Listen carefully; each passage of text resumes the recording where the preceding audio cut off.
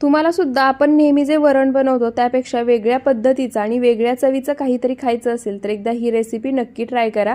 त्यासाठी एका भांड्यामध्ये अर्धी वाटी तूर डाळ घेतली आहे, ती 3 ते 4 वेळा पाण्याने स्वच्छ धुवून घ्यायची। त्यानंतर त्यामध्ये 1 ते 1.5 ग्लास पाणी घालायचं, 2 चिरलेल्या हिरव्या मिरच्या घालायच्या, कढीपत्त्याची पाने घेतली आहेत ती तोडून अशा पद्धतीने यामध्ये घालायची, 1 चमचा जिरे घालायचे, थोडंसं मीठ घालायचं आणि मध्यम आचेवरती कुकरच्या 3 शिट्ट्या करून कुकरला ही डाळ शिजवून घ्यायची। डाळ शिजली की गॅसवर कढई गरम करायला ठेवली आहे, त्यामध्ये 2 चमचे तेल घालायचं। तेल गरम झालं की अर्धा चमचा मोहरी, 2 बारीक चिरलेल्या हिरव्या मिरच्या, 6 ते 7 कढीपत्त्याची पाने, पाव चमचा हिंग, अर्धा चमचा हळद घालायची, 1-2 सेकंद परतून घ्यायचं। 1 चमचा किसलेलं आलं घालायचं, पुन्हा आल्याचा कच्चेपणा जाईपर्यंत परतून घ्यायचं। शिजवून घेतलेली डाळ घालायची, मिक्स करून झाकण ठेवून 1-2 मिनिटं उकळून घ्यायची।